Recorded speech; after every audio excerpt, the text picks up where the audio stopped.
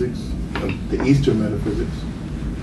My parents were practicing yogis and metaphysicians, and they raised their family in the Eastern teachings. So I was raised from a child with these type of teachings. It's kind of unusual, but it was unusual to me. But I see, as I grew up, it was unusual to most other people living in the West and being raised in yoga philosophy. And so when I turned around, I guess around 17, I began to teach, and I've been teaching ever since. I'm 48 years old now. So, and I have had many students, and from all parts of the world. And I belong to an organization which, by the time I turned 19, they called me out and asked me to to begin to start a group for them in the South Florida area. So I've been running a lecture series and a group probably for the last 28 years, 30 years. So that's it about me. Since most of you are novelists, I don't know where to really start at. Do you have any questions? Or I could just try to just wing it. Do you have any questions? Just to start off, I guess, what exactly is metaphysics? That's a lot. That's a big question. in a nutshell. Because I just heard Ivan's opinion and stuff like that. So what do you have? It's not really got a definition. What is metaphysics? Never really got a definition. Just really. Let's ask one of the. Let's go on one of what the new people. What do you all think metaphysics? Who want to answer that? Then I'll back it up. Man, I could try, but you want the new people then? No, don't say no. You know, you can answer. Well, to me, metaphysics is, the way I see it is there's physics of the physical world, where we study things like gravity, things like all different types of forces. Metaphysics goes deeper, and I like to see it like a step above that. There are different realms of existence, which we'll get into later, and metaphysics is the study of what's beyond this physical realm, because there's things beyond it. This is not the only realm. So to me, that's what metaphysics is the study beyond this physical realm. That's a good answer. That's exactly what it is. Meta meaning after.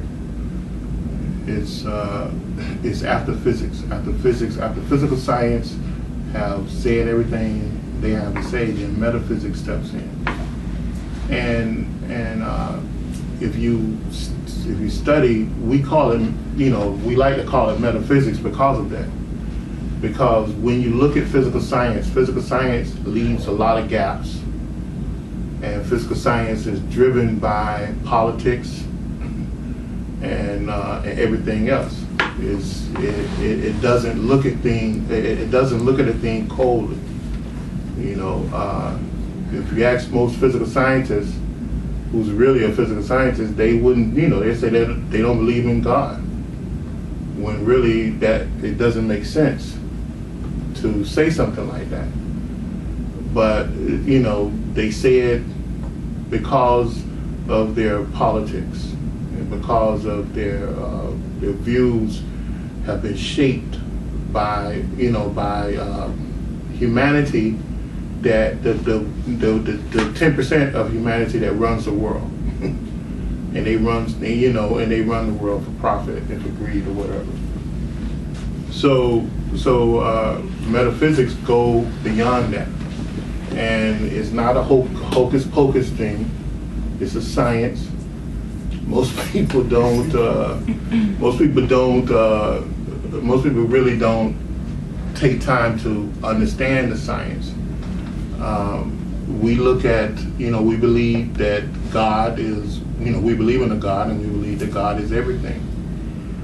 and we don't believe that God can be only in one place.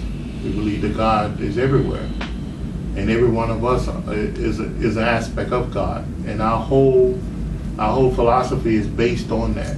It's based on that there's a divine spark of God within each and every one of us. Not only the sensitive beings, but there's a divine spark of God within this bottle, within the lint on the dirt, on the ground. Everything has a part of God in it, and everything is alive, and everything is conscious. It's just different levels of consciousness. So we start from there, and then we build our understanding from that concept. Therefore, we look down on anyone. We don't judge anyone. We don't see the differences. We don't look at races. We look at the human race. And if we treat a human being a certain way, we also treat the animal the same way too. You know, we believe that those are living beings that one day will be a human, because we believe that you cannot destroy life. Life just moves on and on and on. It takes on different shapes. We believe in reincarnation. So that we believe that one day a pig will be a Jesus or a Buddha, because that life stream will move on and on and on and on and on until they become a Jesus or a Buddha or a Sri Krishna or Laose. You know, we believe that. So that's one of the concepts that most people, is hard for them to grasp. But it only makes sense. Now, science back up what we say, because one of the first things you learn when you start studying atomic particles or science or molecules, what do they tell you? Energy can't be created nor destroyed. Yeah, cannot be created or destroyed. So, I mean, they back up what we say. You know, you cannot destroy anything. It only changes or vibrates to a different level. So, of course, this concept have been the concept of the metaphysicians, the yogis, and a lot of different religions on the mystic side. They have said this for thousands upon thousands of years. So that's where we start at. I brought a couple of handouts here to, you can follow me on something. That's everything. Oh, you're there.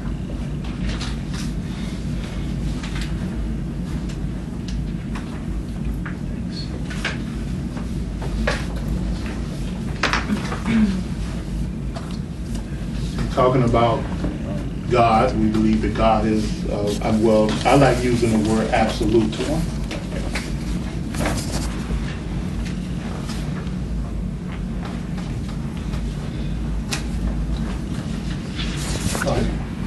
I like using the word absolute because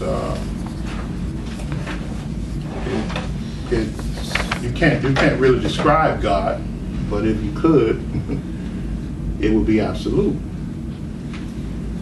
So we believe that the absolute is unmanifested with endless potential, meaning that it's everywhere and everything came from it, and it has the potential to produce everything.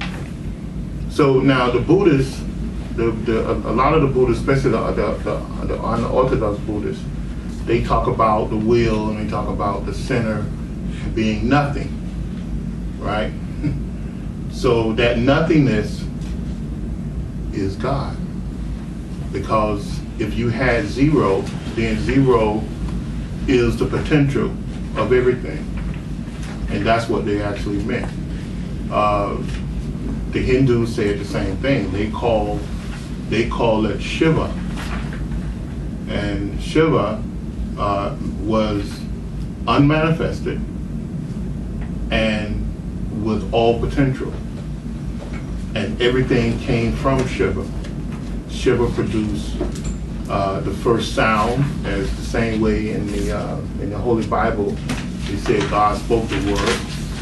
Well, Shiva, which is God, spoke the word, and from there came Shakti, and Shakti is this endless power, and the word in the Hindu or the Vedas, it was called Nata or Vak, which was the first word.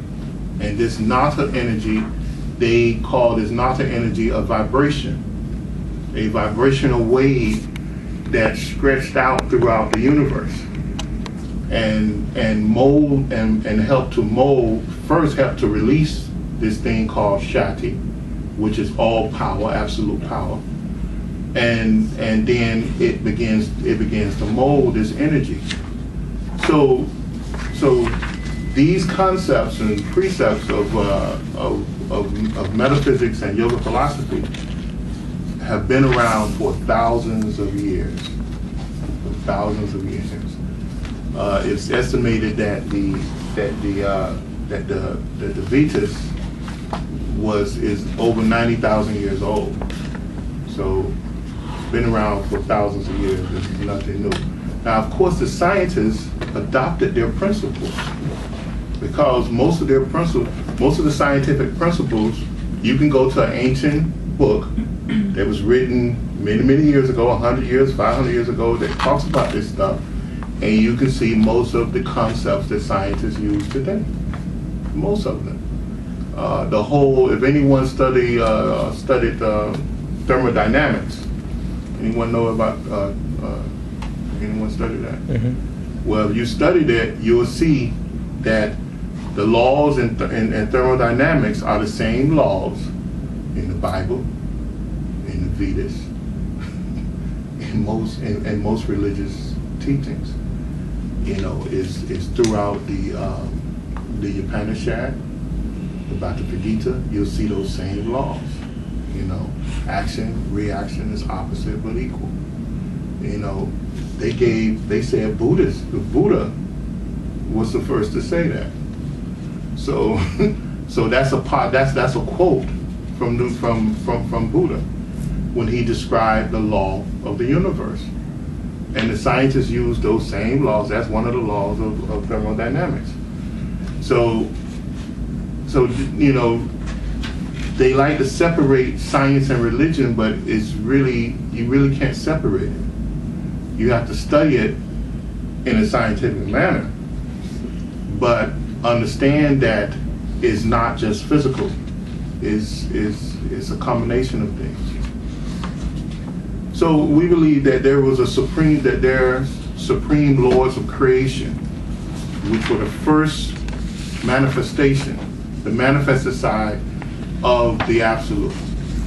And this manifested side of the absolute produce a visible, invisible manifestation and a visible manifestation. That's just for our understanding. So galaxies, it created, the laws of creation created galaxies. And these galaxies were living, we consider them as living beings. They are intelligence. So it's the same as the laws of creation. They are intelligence. Not in physical, bilateral type bodies. We are. The galaxy itself is their body, is their consciousness. So from there, you have these galaxies that produce life. They produce suns. And you have many suns. Each galaxy will have a central sun, and then you'll have the many suns out. And we believe that the suns, our living sun, is a living being. Is a living being. And from there comes life. Now, in the ancient teachings, they describe all of this. They describe that in that you had, and then you can go to the second page. You had Shiva, Nada, and Shakti, and then you had the principles of Shakti, which all of these are waves of energy. They are waves and particles of energy to be used by the life stream, right? So these lords of karma, these lords of creation, and these galaxies that produce hundreds of thousands of suns, they produce life. Life streams came through the suns because the suns produce planets, and the planets produce lower life, and all of this is recorded down in ancient history or the ancient text. Now, they concentrated on the energies because the energies are the life-giving substance that allow the invisible world, where all of us came from, our souls, would use this visible energy called Shakti, right? And now they call it the Mahabhutas, and the Mahabhutas were, I don't know if any one of you study any type of Sanskrit, you'll see Akasa, Vaya. These are the Mahabhutas.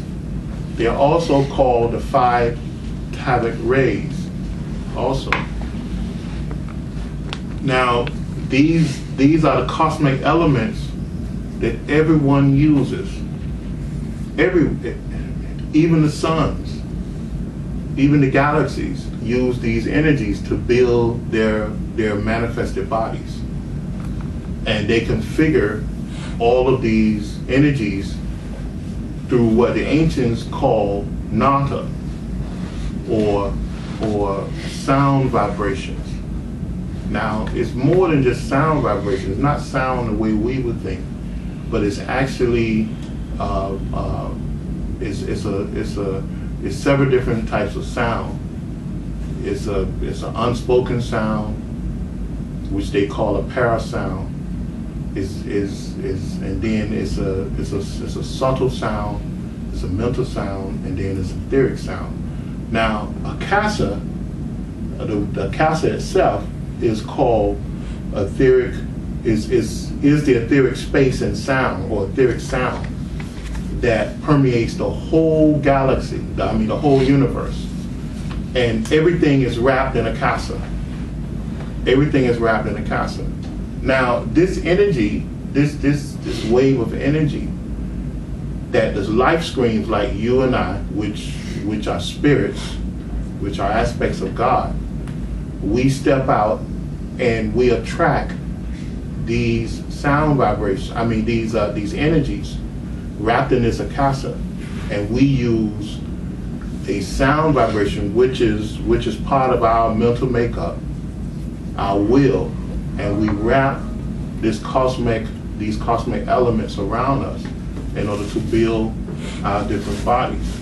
Now, it sounds kind of spooky, huh? But it's not. The energy flows from the let's come something closer to us. Let's say the central sun of this galaxy. It releases these Tavic rays. These Tavic rays come to our sun.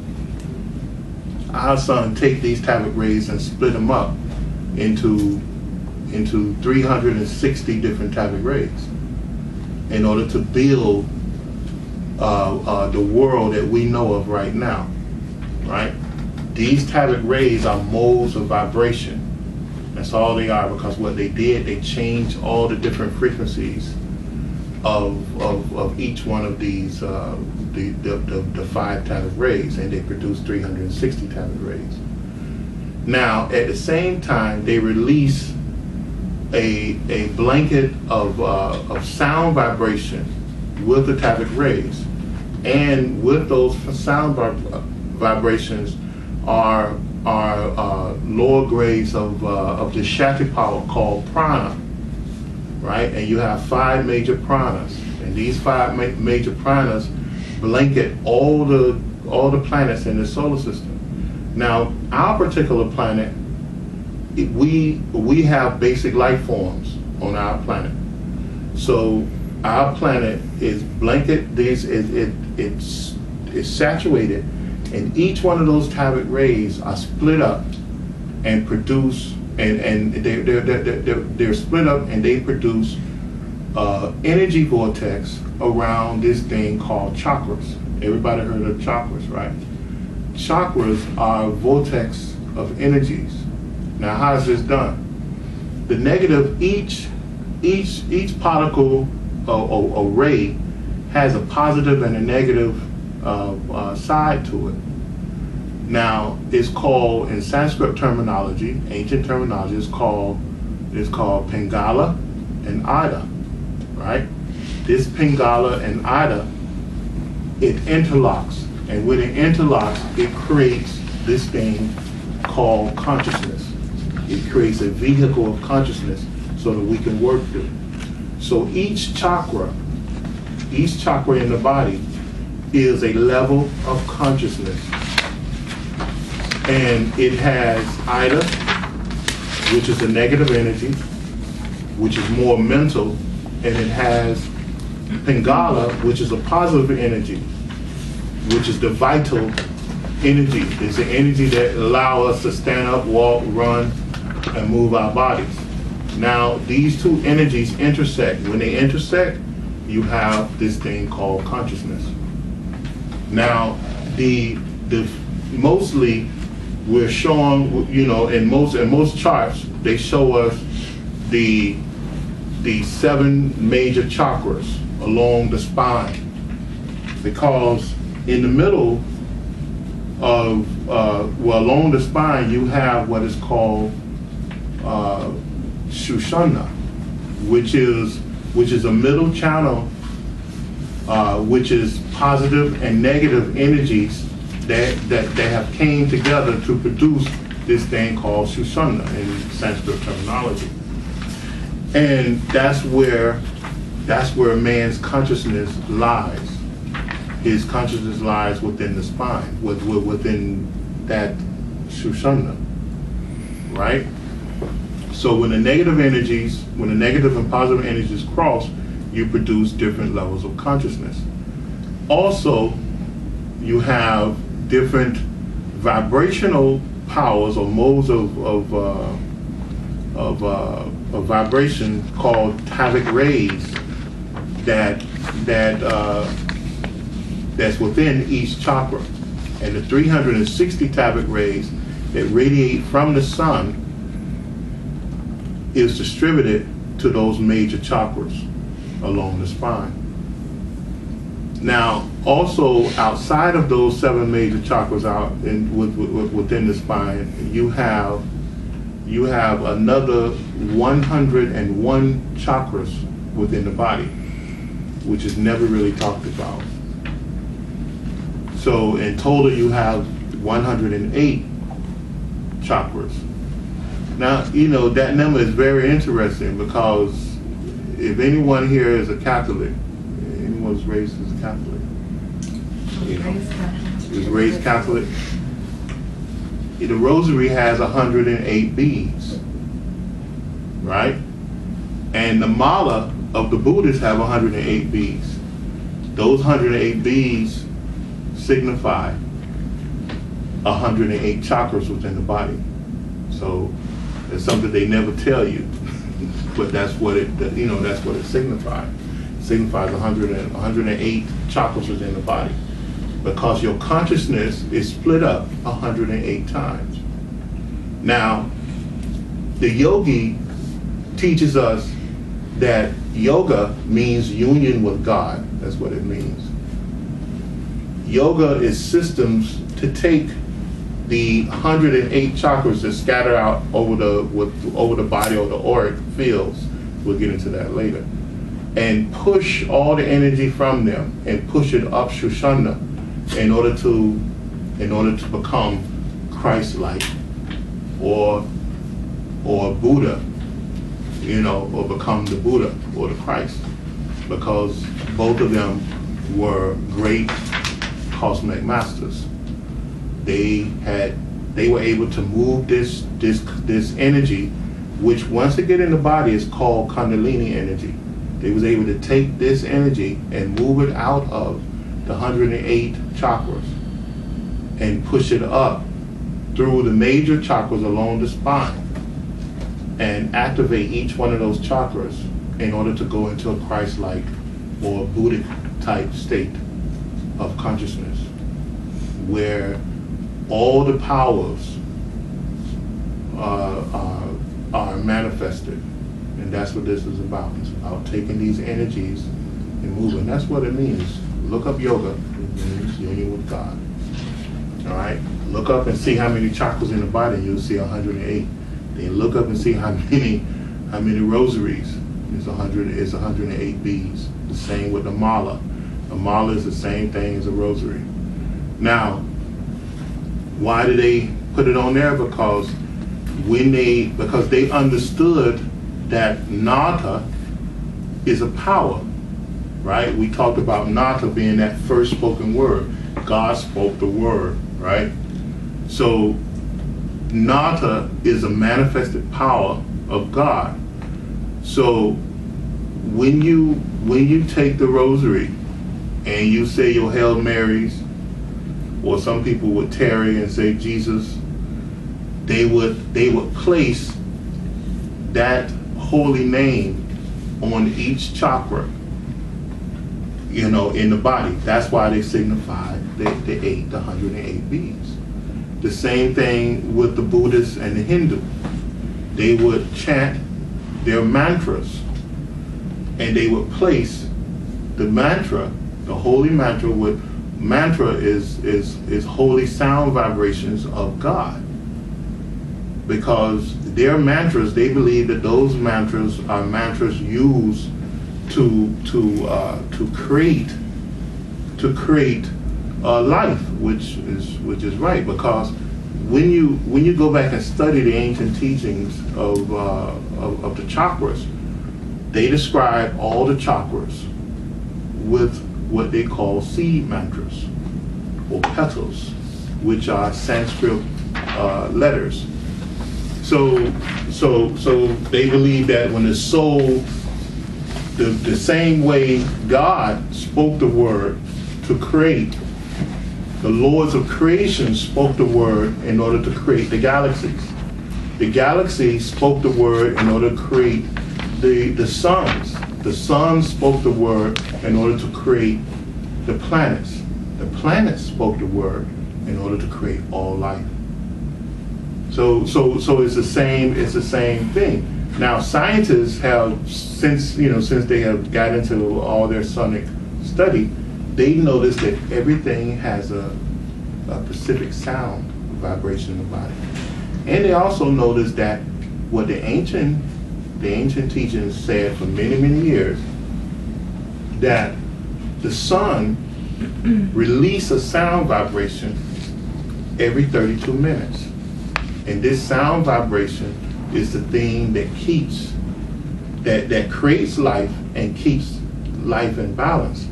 In fact, they said that the 360 carat rays is pushed away from the sun by this sound vibration, this subtle sound vibration. Now, over the years, the scientists have came and they tried to say, well, there's a perpetuating sound that's coming from the sun, and that there's this plasmic matter that all the planets within the solar system is wrapped in, and this plasmic matter is coming from the sun. So, but this is something that the ancient teachers said thousands of years ago. They called it tabic matter, and this tabic matter is the tabic rays, and the sound vibration is a holy mantra being radiated from the sun, which most of you have seen, which is the AUM. Spell it AUM, or they will spell it OM. but the correct is AUM. And that sound vibration is coming from the sun, and it pushes this tavic matter, or the scientists call plasmic, matter, or solar, they call it solar plasmic materia, away from the sun. Now, this we intake this matter. You see from this chart here, we intake this matter through our chakras. The tavic matter comes directly to the earth, all 360 rays, but they are conditioned by the moon and the earth before they come to us. Now, there's about 118 that's conditioned by the earth before it comes to the first two major chakras of the body, which is the base of the spine chakra and the sex chakra. And then the next chakra, the next two chakras receive the solar tavic rays coming from the sun directly. And then the next two chakras receive the tavic rays that's been conditioned by the moon, which is called a mental. That's the thing that creates the mental worlds, the higher mental worlds. So now each one of these, at the same time, you have 5 major pranas. You have the apana prana, and you have the Vyana prana, the Samana prana, and I listed exactly where it's at. The apana prana is in the base of the spine. The Vyana prana, which circulates throughout the whole body, is in the sex chakra. And the Samana prana, which is a prana that's in the solar plexus region. And then you have the prana, which is in the heart region. Then you have the Udana prana, which is in the head, arms, and legs. Now, these energy waves, when they cross section through these chakras, that's how you hold consciousness in your body. That's the way you hold consciousness. That's like your life force? Right? That's the life force, yeah. Now you have the pranas. The pranas intersect with the chakras because the chakras are vortex centers or windows that take in energies and push out energies. Now, when I say energies, I also mean the two major type of energies: mental energies and vital energies. All right, and this mental and vital energy is the thing that keep us locked into the body.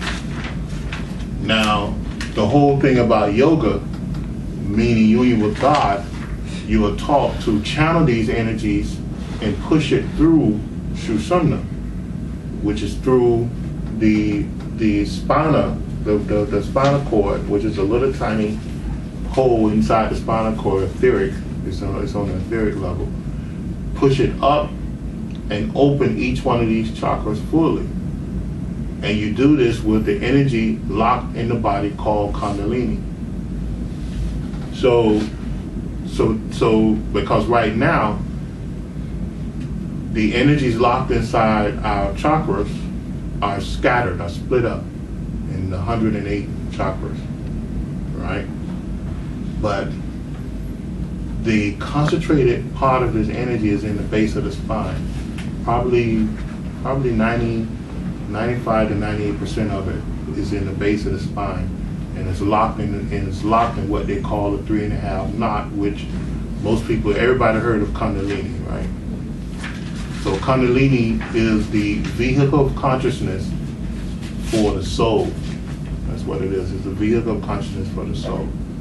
So that's where our soul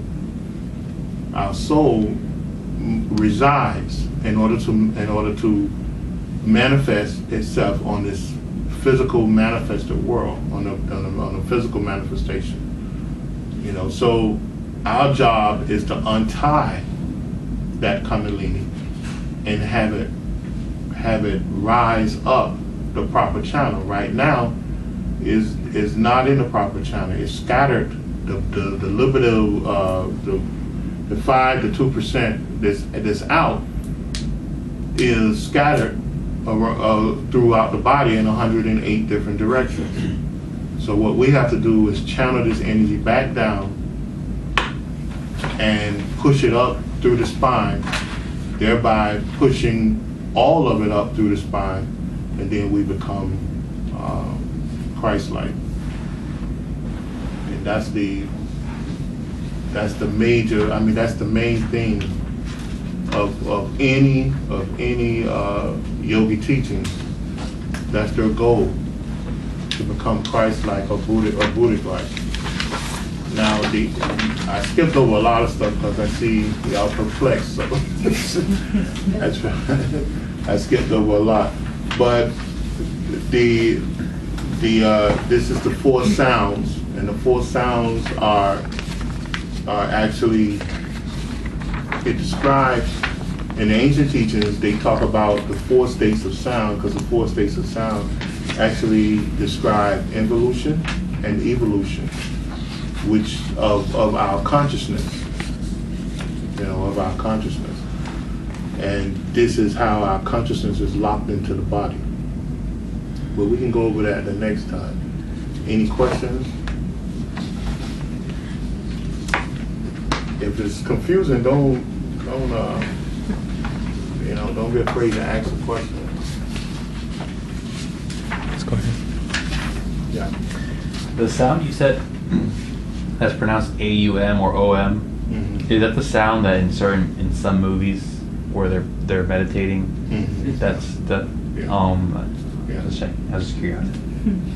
That's it. But you're not supposed to say it. It's just, you're supposed to just call the letters, because it's a holy vibration. The soul, you are spirit, right? But spirit is a divine spark of God, right?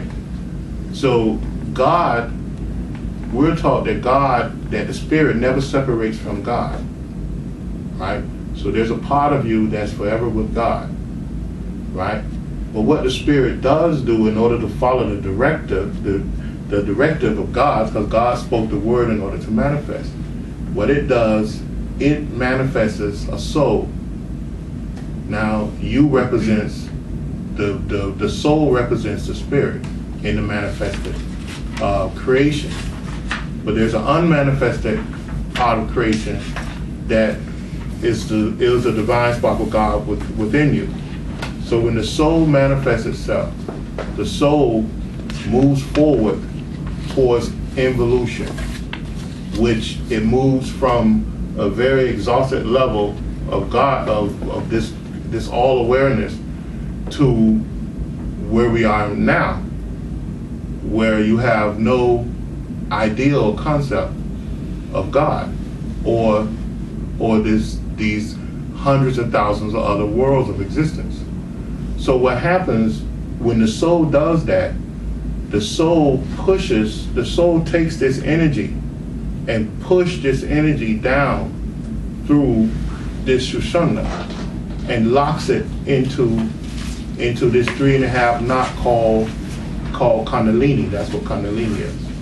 It's the energy that the soul molded and shaped into this thing we call consciousness. Now, how did the soul do this? We're told that the soul uses the OM 3 times in order to do it. So when you hear the monks or the Buddhists or anyone repeating those things, that's why they're repeating it, in order to unlock that energy in order to bring about a balance of each chakra. Now, each chakra has a different sound vibration, right? But the sound vibration that locked our consciousness into this 3.5 knot and created this basic type consciousness where we can, where we can't see, 3 inches in front of our forehead. That's, that is in the base of the spine, and it was did by the soul, bringing about the lower vibrations of the AUM called OM 3 times, and it brought about past, present, and future, which we call time. It locked us into this thing that we call time. Other than that, time would not exist for us. But now in the ancient teachings, we're taught to respect the different mantras, right? To respect them, and within those mantras is power. Within the sound vibrations is power. Now, and that's demonstrated throughout the world. Most people just don't want to take time to study it and look at it and measure it and all of this, right? If you find a preacher that's all fired up and they really believe in what they believe in, and they go and they pray to God and they touch people and they call Jesus or they call Buddha or they call whoever, but they really believe in what they're doing, and they're asking the Supreme Being to come through them to heal this person. It happens. It don't happen all the time, because some people can't be healed. Some people just have to go through what they have to go through, because it's a lesson for them to learn.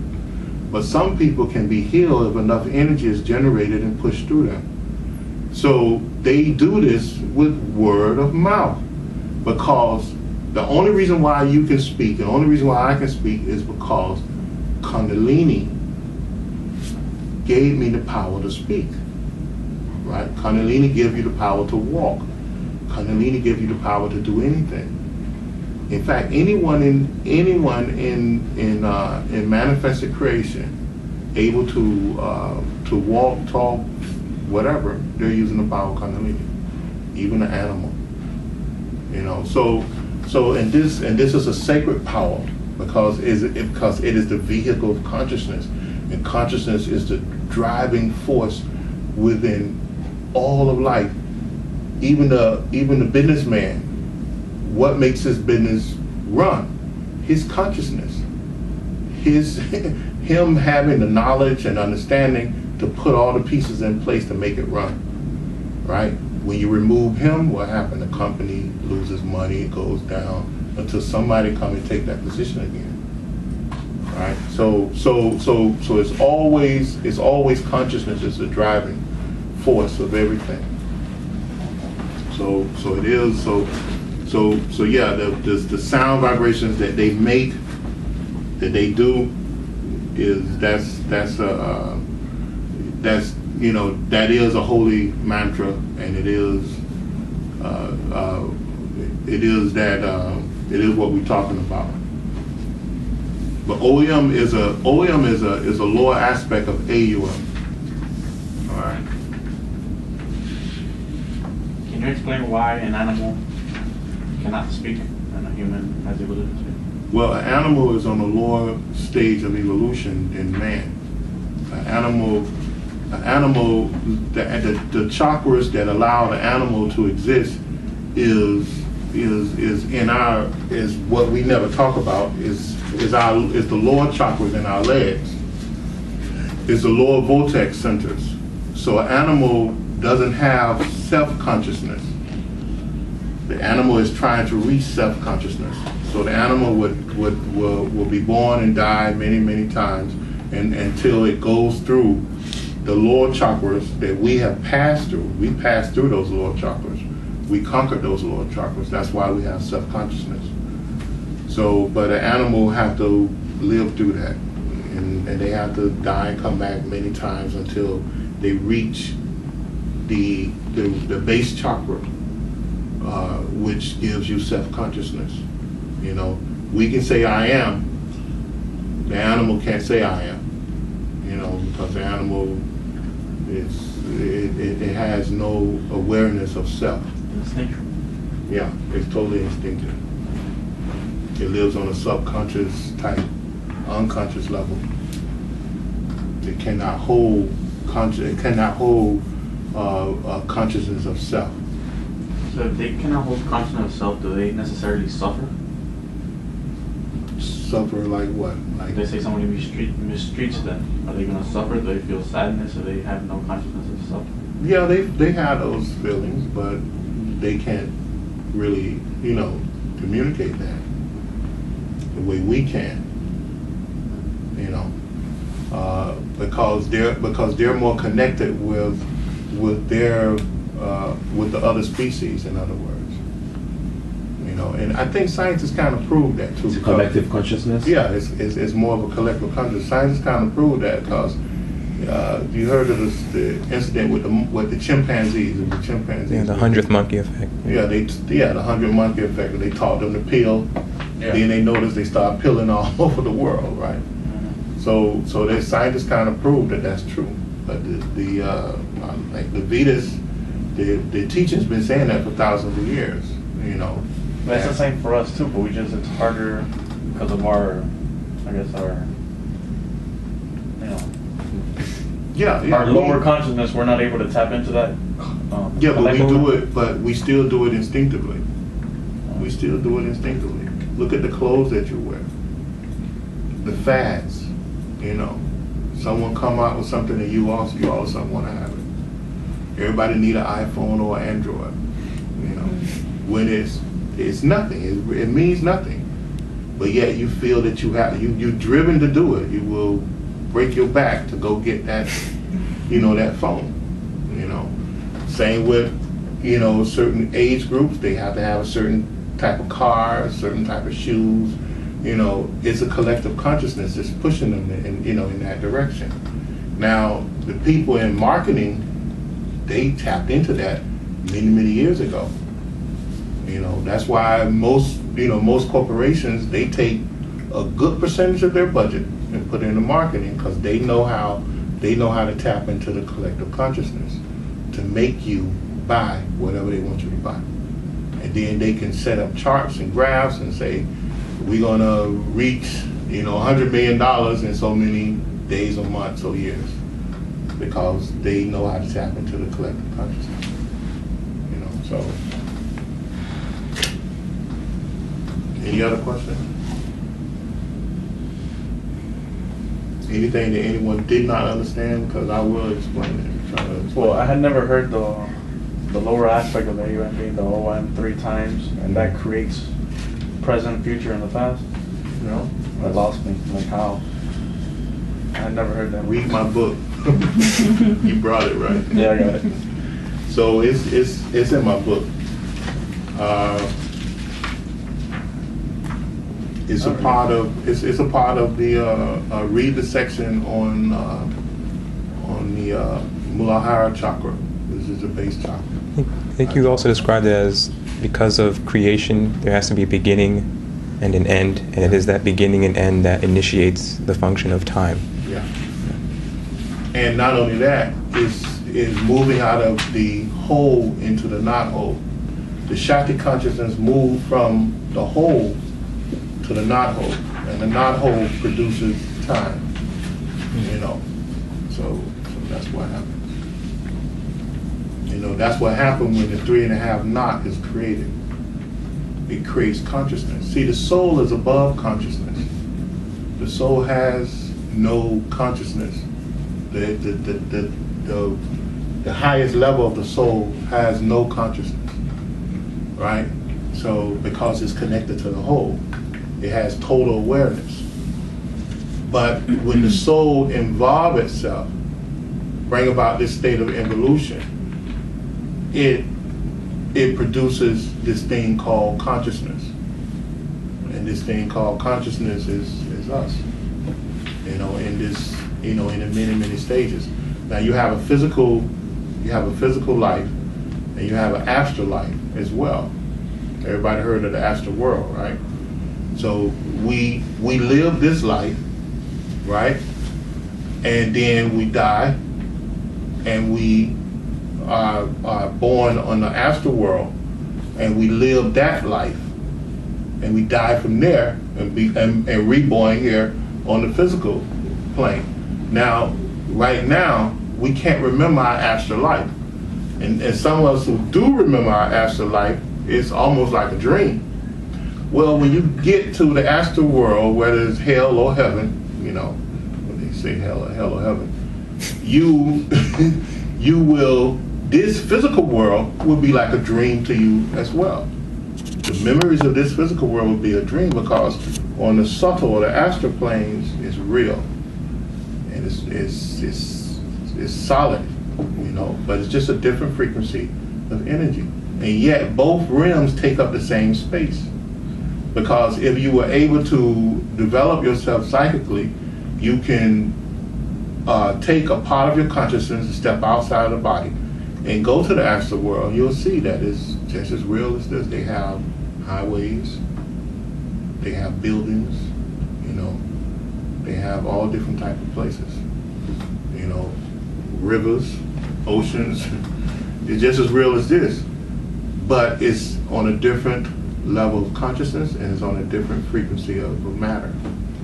But we live two lives. We live this life, and we live that life. Then we start the cycle all over again.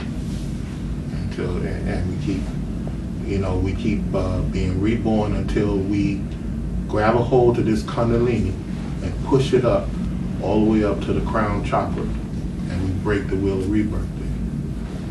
You know. Can you elaborate more on that science, like with karma and all that? Well, karma is, like I said, karma is the thing that we gotta bring. we got to fall into the law of karma, because one of the reasons why we are the way we are is because we don't follow the laws of karma. And the laws of karma is simple. It's very simple, you know. The Ten Commandments is an aspect of the law of karma. Jesus said, as you sow, so shall you reap, which is an aspect of the law of karma, which is also part of the laws of thermodynamics too, you know, because it's the same thing as Buddha said, action and reaction is opposite but equal. If you create an action, that action has a reaction. It might be opposite, but it's equal. The energy is equal, you know. So if you come and slap a big guy like me, then my reaction, you know, it might be opposite, but it's equal. You know, you get the equal punishment, you know, for doing that. And that's just how it is. If you take a ball and you bounce against a wall, then that ball bounces back. It's just science. So what we have to do, we have to conform to the law, because what we have been living a life of what? Of free will. You know, we do what we want to do, and we break all the laws. When we break all those laws, we create this negative energy. This negative energy is trapped into our auras. Everybody heard about the aura, right? We trap this negative energy in our aura. And this negative energy weigh us down. And it stopped us from being able to advance. One of the reasons why most of us are here on this physical plane is because we have built up too much negative energy. And this negative energy keep us in on a certain level of consciousness. It clogs the chakras, right? And what are the chakras? The chakras are vortex centers of consciousness, right? So if you begin to have an elevated thought, right, of peace, love, and, you know, want to help the world, and you don't care about, you know, all the frivolous stuff, you're probably operating from a higher chakra, right? If you have a gory thought of revenge and hatred, and I can't stand so and so, then you're operating from the lower chakras, right? because that's where your true consciousness is. Your consciousness, this is only a receiving set. See, this is not, this is not your consciousness. The brain is not your consciousness. The brain is just a receiving set. And scientists have proven this too, because if I touch this and this is cold, then what happens? The signal from this, from my tips of my hands and my palm, it goes into my arm and it goes all the way down the spine and comes all the way back up. Then it comes back down and back to here once again, a double relay, and then it goes back up until it registers here. See, so the consciousness is not just in the brain; is up and down the spine, and the yogis have said this for thousands of years,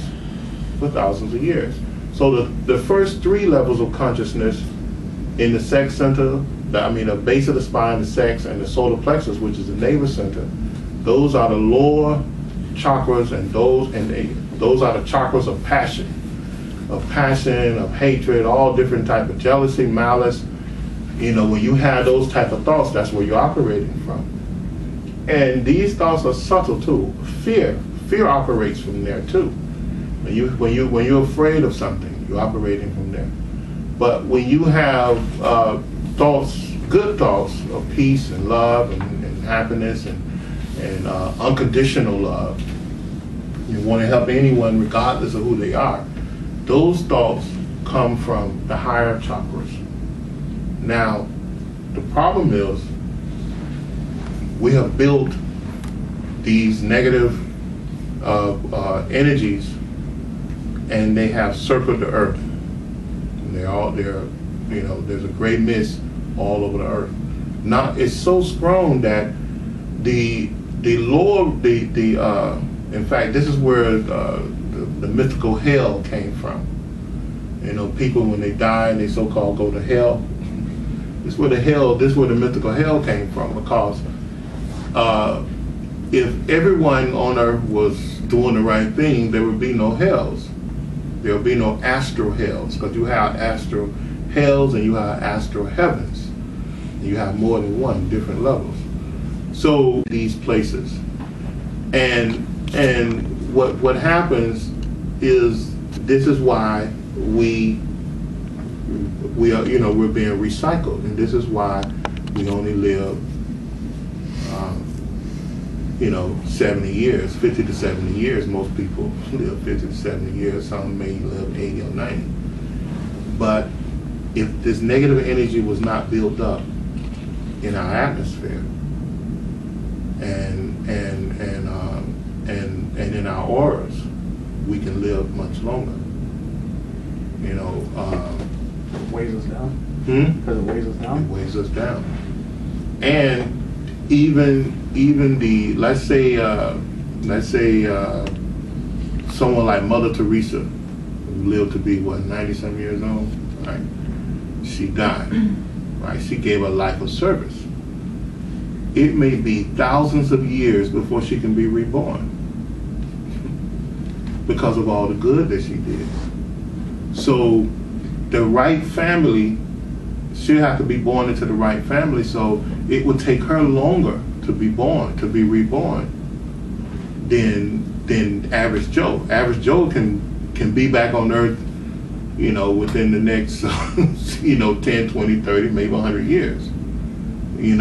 But a person like Mother Teresa, who dedicated her whole life, or a person like Paramahansa Yogananda, who dedicated his life, average Spicer, these type of people, it takes them longer to be born because of the negativity here on earth. So you mean the conditions have to be right for them to come back? They have to be perfect to allow a being that have developed themselves to that level of consciousness to be introduced to earth again. So it's basically the reward, but in order to reap the reward, they have to find the one right suitable family. for it. Yeah. So the right opportunity, the right one, the same way when a rocket trying to shoot out of the sky, they have to wait till the right time for that window to open up. Other than that rocket will go and hit a part of the atmosphere and blow up.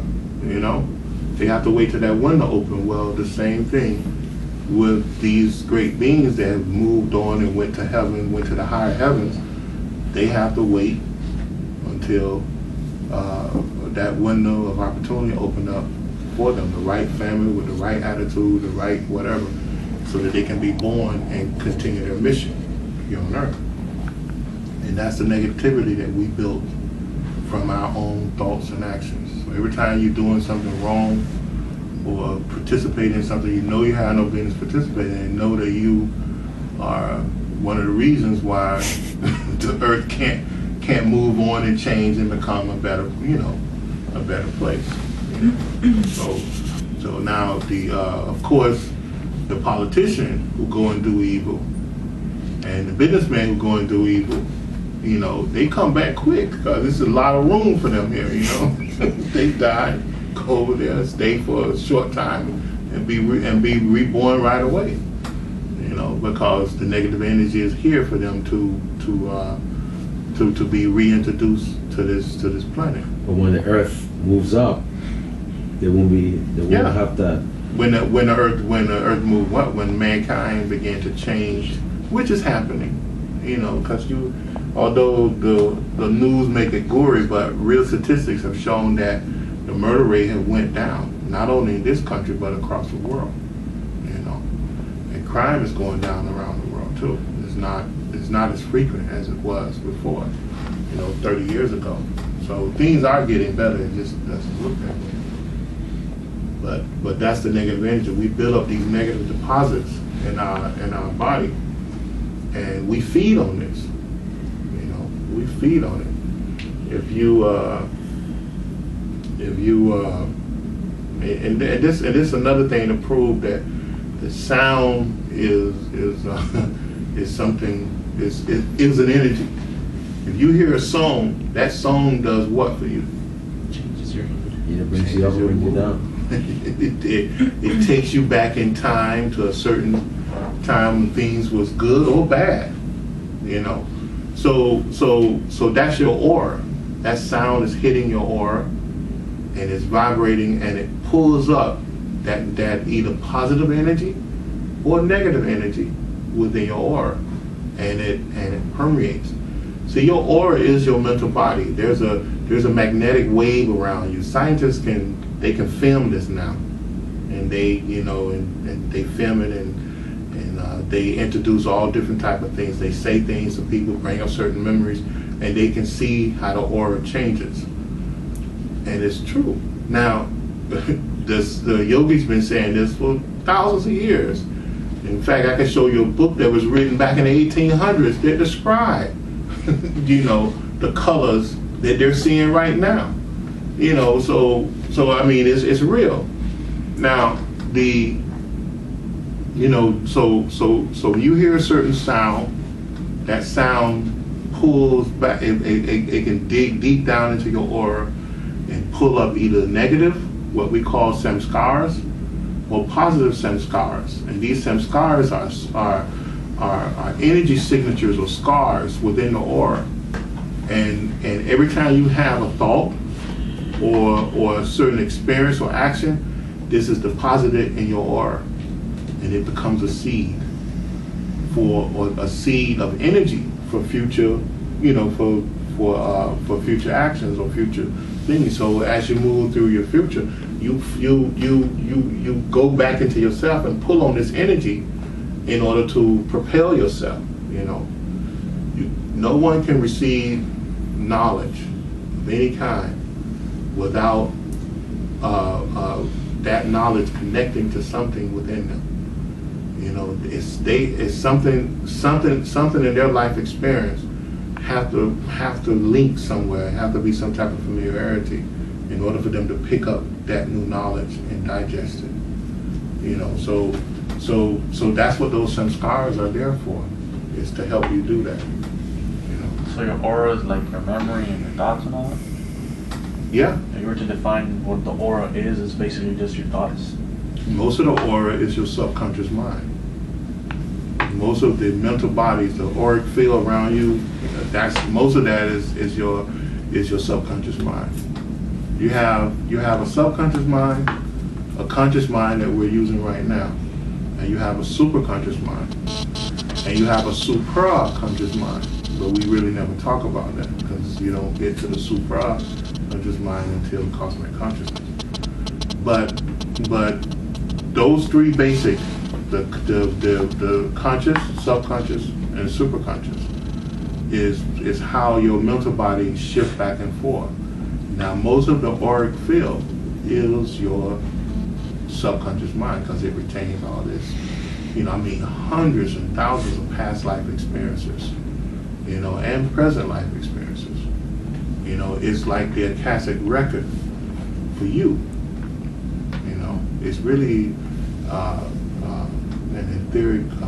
Computer hard drive. Yeah, it's like a computer hard drive because it holds all that information, and it helps you. It gives you the material to build your personality, your many different personalities in different situations. So if somebody were to like walk in right now and shoot me right now and I die, my aura would just stay right here while my body just died?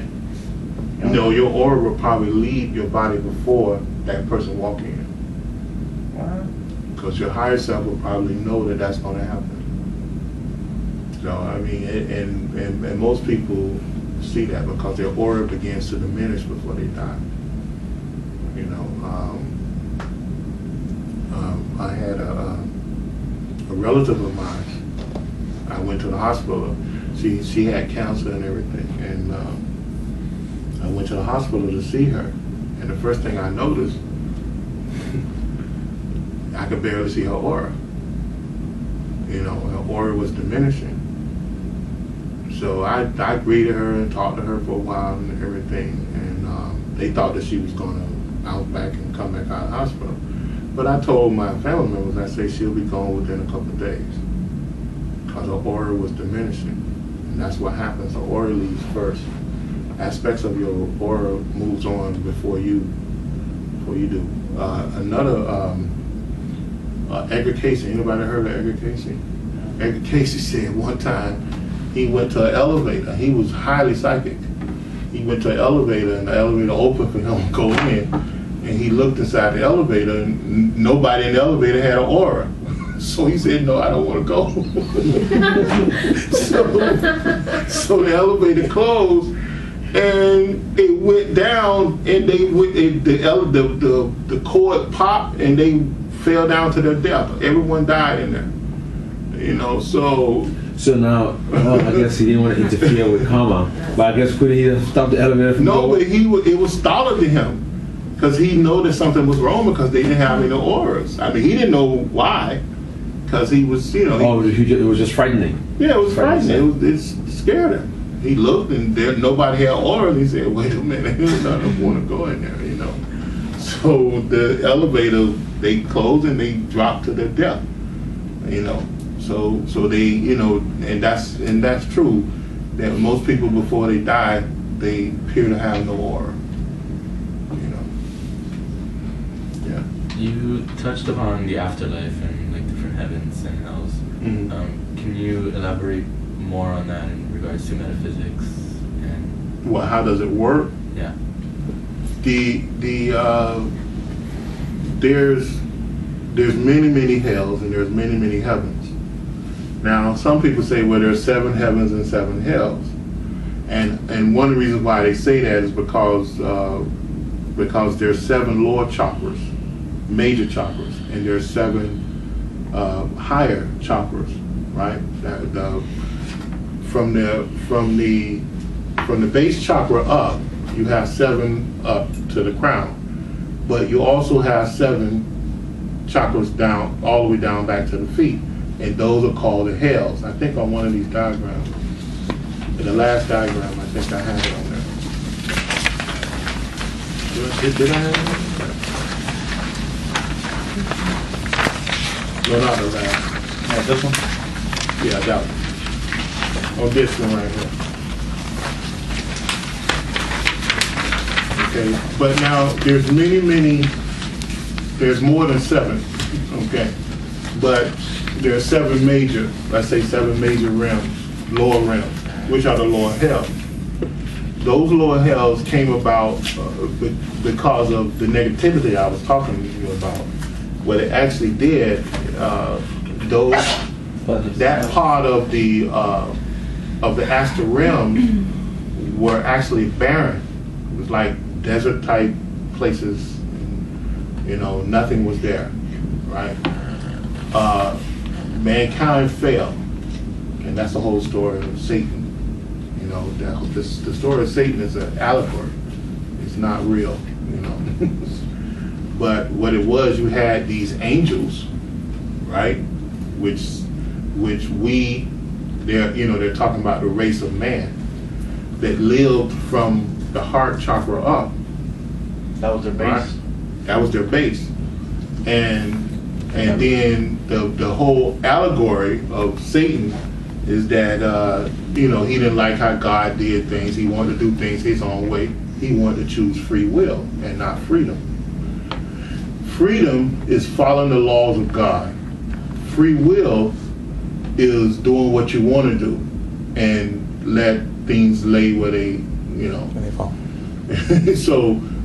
So mankind, which is Satan, and according to the Bible, we use the Bible, chose free will. So he fell. And when he fell, he created this thing called hell, which is here. And in the lower hells as well, in the lower astral realms. So that's how hell became populated. And now, this is, if you had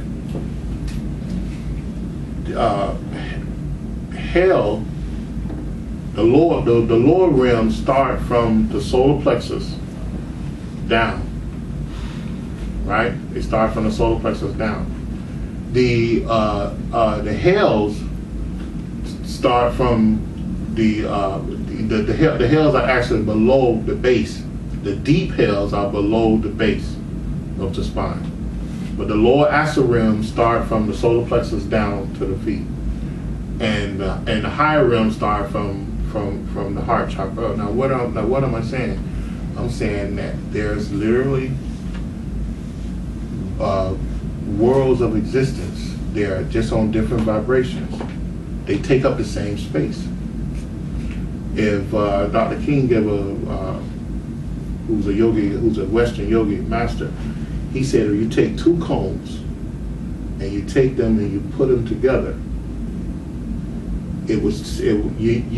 that will show you one will be the physical world and the other will be the astral worlds, because they dovetail each other, like they take up the same space but different vibrations. And when you go there, you can knock this, your hand don't go through nothing. If this was a desk, you'll hear a sound. It's just as solid as ever, Now, when you going through some type of astral or etheric projection, you'll notice when you're projecting from your body, if you're going down, your vision, you'll see yourself going down, right? And everything will look flat as you're flying towards it. Then you get into it, everything just comes to life. And you see and you touch, feel, smell, whatever. If you projecting and you're going up, you'll see yourself going up and everything looks flat until you get there and you land, everything comes to life. So from here up is the higher realms, from there down is the lower realms. And those are places that we are recycled in a sense.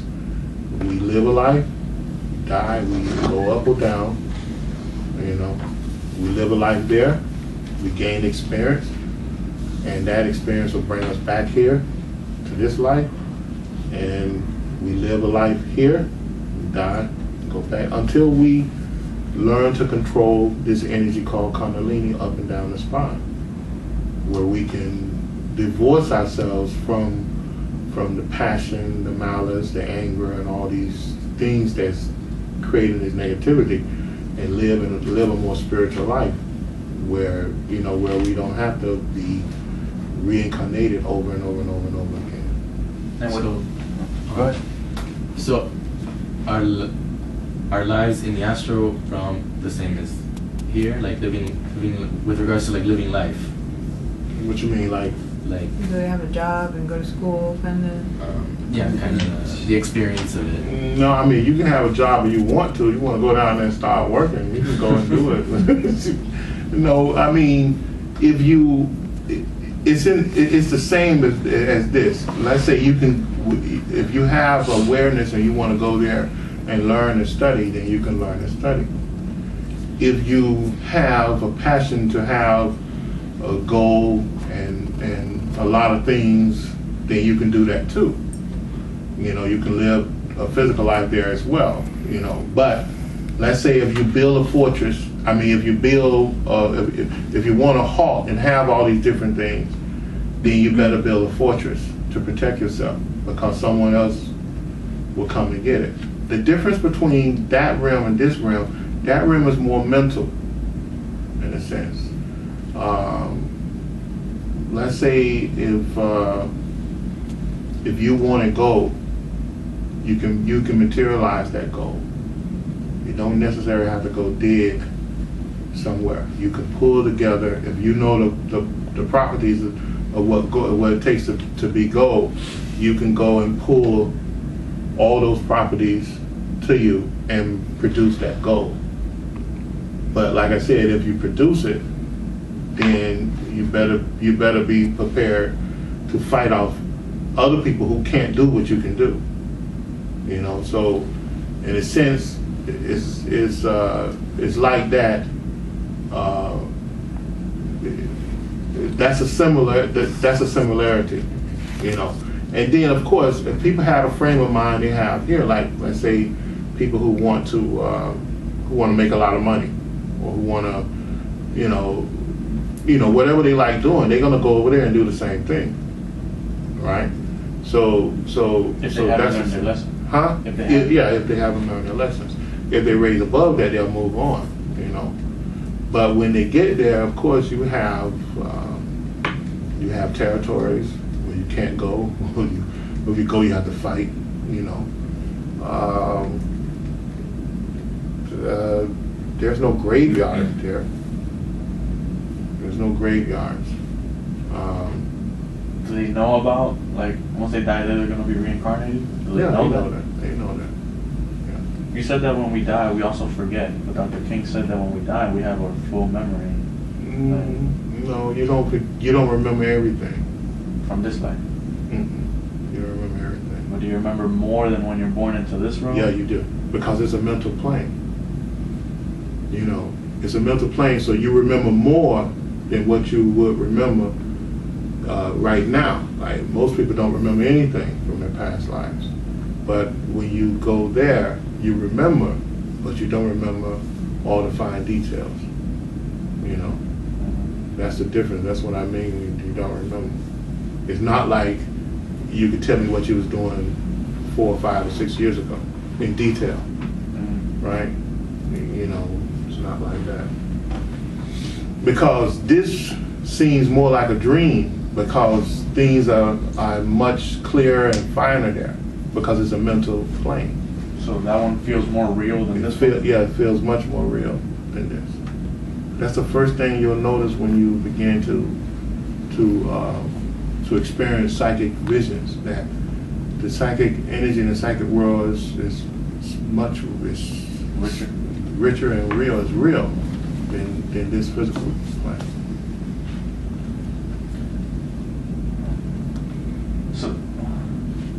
So which one would, I mean, I guess I know the answer, but we keep going back and forth between the astral, and even though the astral is more real, it seems more real. It seems more real. Yeah.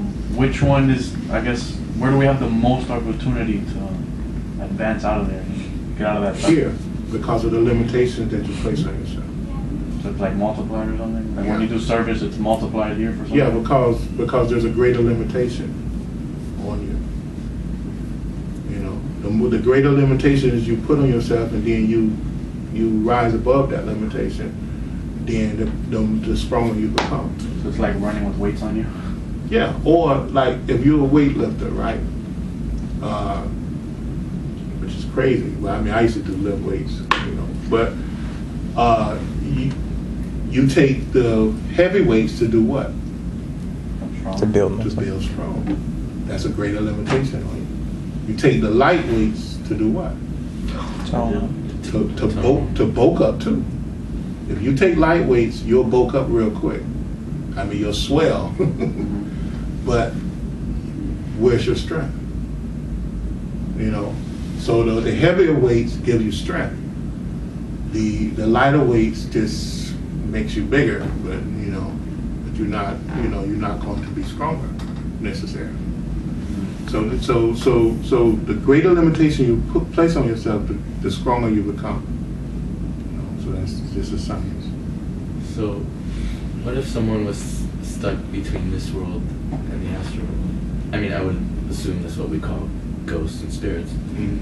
But that's very, very rare. What's their existence like? But that's very, very rare. Usually, when a person dies, let's say if a person dies in a car accident or they fall to their death unexpectedly,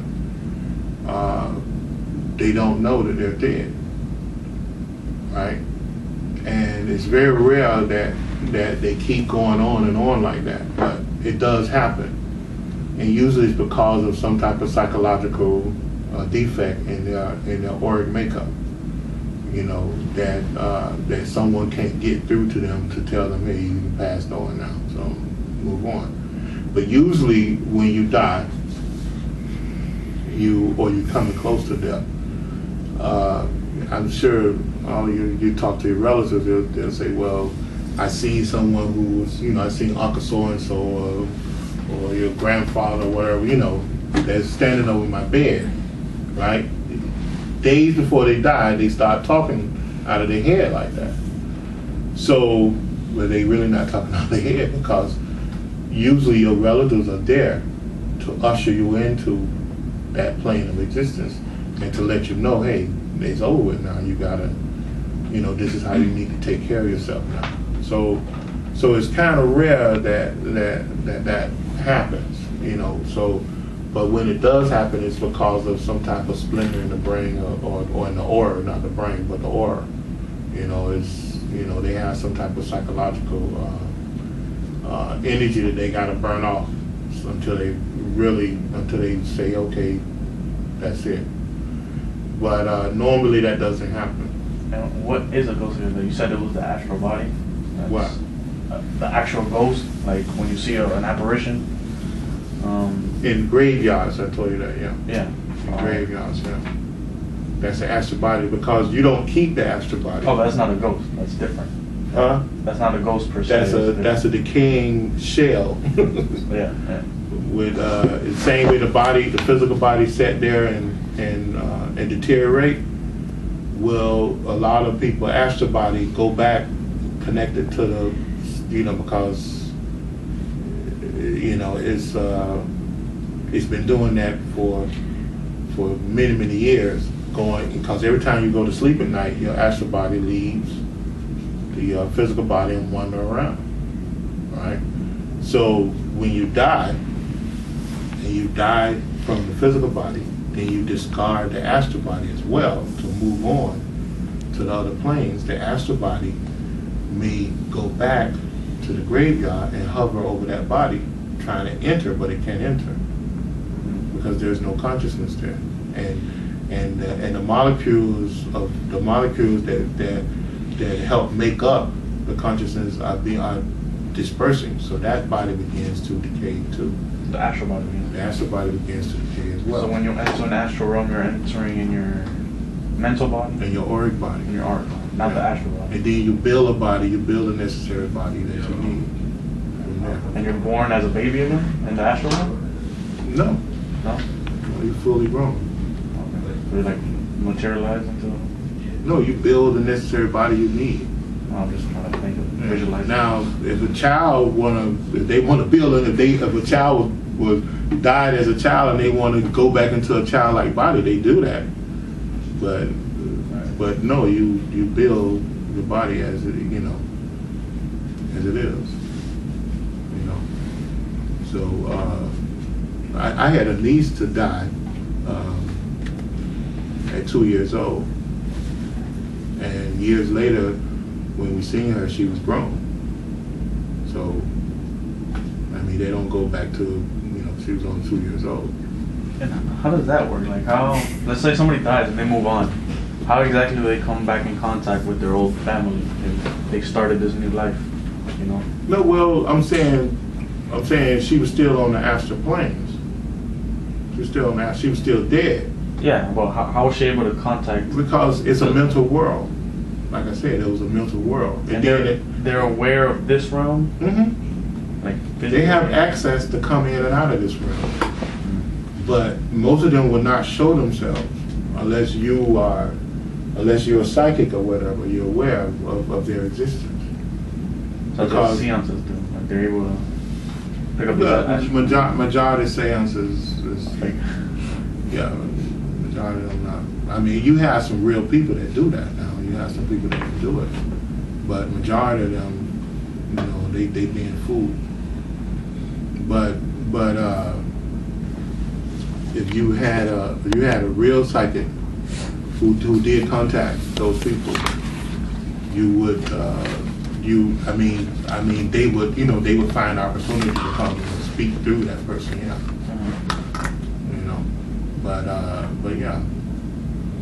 But majority of them they being misled, But it's like I said, it's a more mental world, and they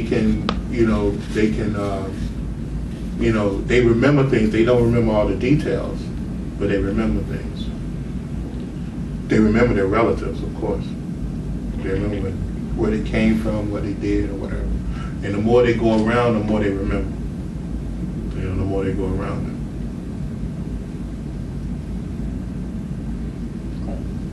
Could they raise Kundalini in the astral realm too?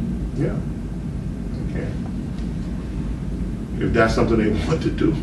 Yeah, that's their goal. Yeah. But majority of them are doing work for this plane and that plane. Majority of them who are aware and conscious of what they should be doing. I mean, they're constantly working and helping. It's the same way, just like that the accident on the highway that those 10 people got burnt up. Mm-hmm. So if you was on the astral plane at the time, you would see that they had rescue squads the same way we have here. They had medical equipment helping the people who had just died. Because if they get burnt alive here, because fire exists not only on this plane but on several planes. So that fire had to damage their auric body as well, right? So on the other side, when they were being released from their body, a part of their auric structure and astral structure was burnt as well. So they had to have paramedics or medical people on the other side helping them, and you can see that. You can see them coming to help. So that's when they're burnt alive. Yeah. So it damaged them. So before they move on to their next, to living their life on the astral planes, they would need medical attention. The same thing with a lot of people who die inside of a hospital with some type of incurable disease. It's not. If you messed up here, you're gonna be messed up over there too. Not as bad, but but you have some of the effects. Especially with the chemo, like chemotherapy and all that, because it's a deadly form of medicine. It affects the auric body. You have to be. Those toxins have to be pulled out of your astral body. So it's not like you die and all of a sudden you become this brilliant, intelligent person with wings and all the problems of the world is gone. No, it's not. It's not like that. It doesn't work like that here, and it's not going to work like that there. Now, one thing, you will have a greater access to the mental energies in the mental world. That's the biggest difference. We got 13 minutes now, till 8, unless you want to keep going. No, it's good. If y'all, if there's no other questions, we can close out. There's no other questions? I had one question. It seems like when moving between here and the astral plane and from this life to the next, you know, you have to keep constructing bodies and changing, and so what is it that makes me me? You know, and all of us. It's the soul, and you're doing that now, whether you realize it or not. Every 160 days, you have a brand new body. Do you realize that? How your cells are On a cellular level. All your cellular structure in your body is replaced every 160 days. You know,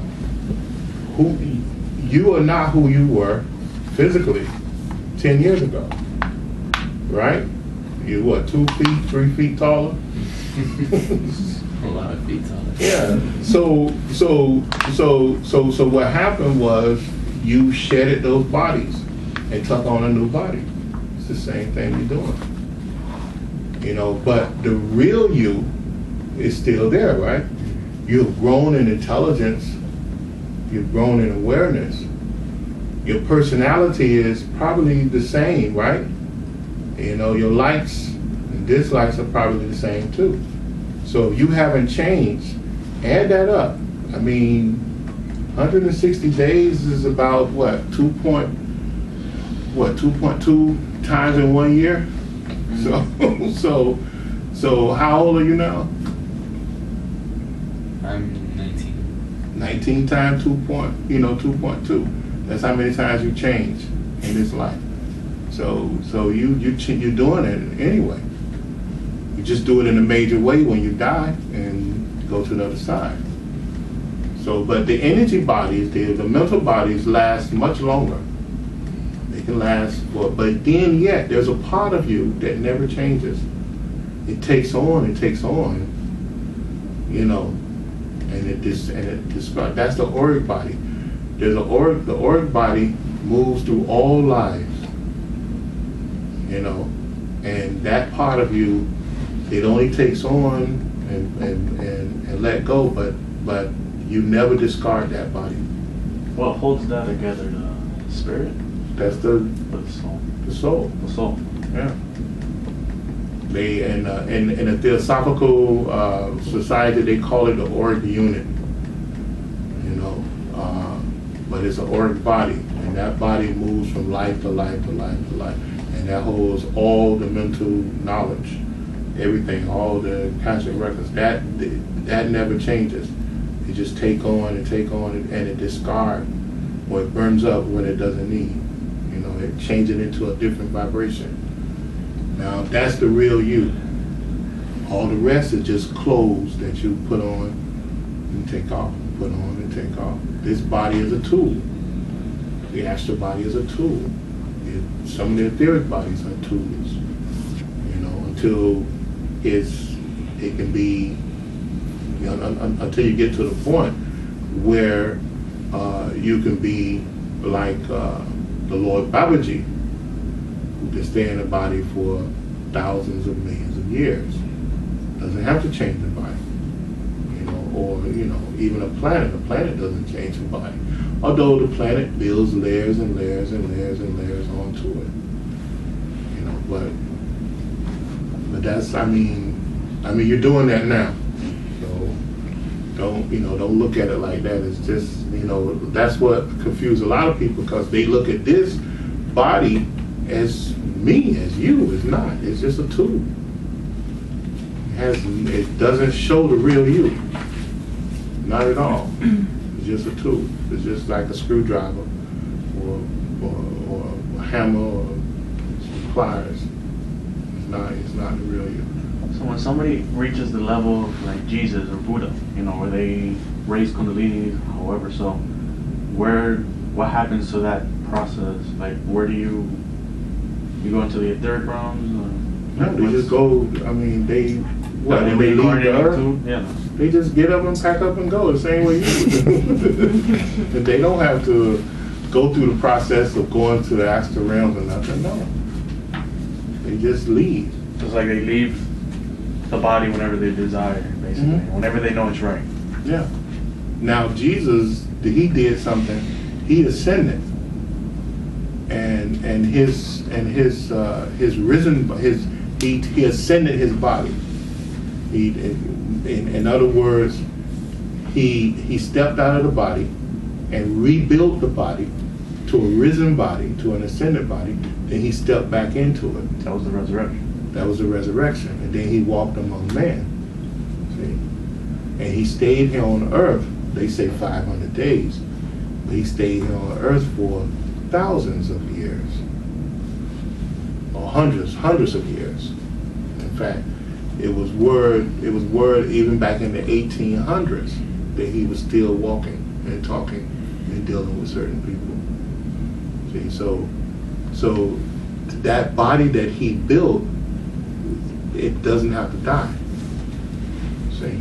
Basically, just how we create a body now and in the astral realm, he learned how to do it consciously. So Well, he moved his consciousness all the way up to the crown chakra. And once he moved to the crown chakra, he had total control over all matter within his auric field and outside his auric field too. So he was able to build his body to a risen body. And he wasn't the only one that did that. Now, there's other prophets or what the saviors or whatever they want to call them, that did it too. But he was the most written about. But he did that, and then he, in other words, he became one of the spiritual hierarchies of this earth. So he was able to join them and their, and their ability to help mankind. So that body can last for thousands upon thousands upon thousands of years. And even in his, even the teachings that his disciples wrote in Revelations, he said, "I will never leave you. I will always be with you." So that's what he meant by that, because he had ascended. He had went into a risen body. So that's what that meant. And the yogis, call that ascension. The Theosophical Society call it ascension. Where they become what they call in the yogis, in the yogi and the Hindu, they call it, they became a bodhisattva. They became a bodhisattva, meaning that they went to the purest awakening there is. on this spot. Which is the crown chakra. They had Shakti and Shiva merge into one, and that became their consciousness. So that's what that's what ascension means.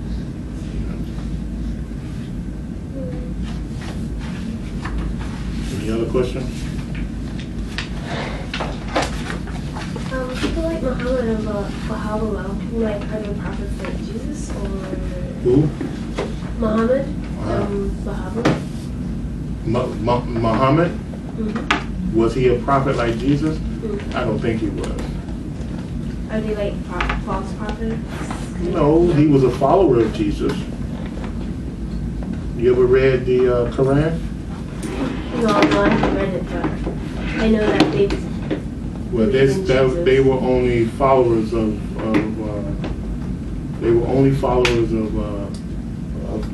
the Christian and Jewish faith. Same way the Christians are followers of the Jewish faith. But the Islam is followers of the Christian, Jewish, and the Sufis, because I think they were believers of the Sufi religion, because it's a mixture of Sufism and Judaism and Christianity mixed to make Islam. But I think Muhammad was just a teacher, and he you know, he believed in the teachings of Jesus. He just didn't believe that Jesus was he didn't believe that Jesus was the only begotten Son of God. He didn't believe that, you know, which a lot of Christians don't believe that, but, you know, he didn't believe that, so they called themselves Islamic, and, you know, it just went all the wrong direction in a sense. Same thing with Christianity, they went in all the wrong directions too, but with all the killing they did, you know, they became the, you know, but then when you look at the history, most of them were barbarians, you know, and that's what they had to, I don't know how they became Christians, because Christians believe in peace, love, happiness, and, you know, you don't hurt anyone, you know, but somehow they killed hundreds and thousands and millions of people, but yeah, I don't believe he was I don't believe he was a Jesus or Christ, you know. There's nothing in their teachings to say that. There's no other questions?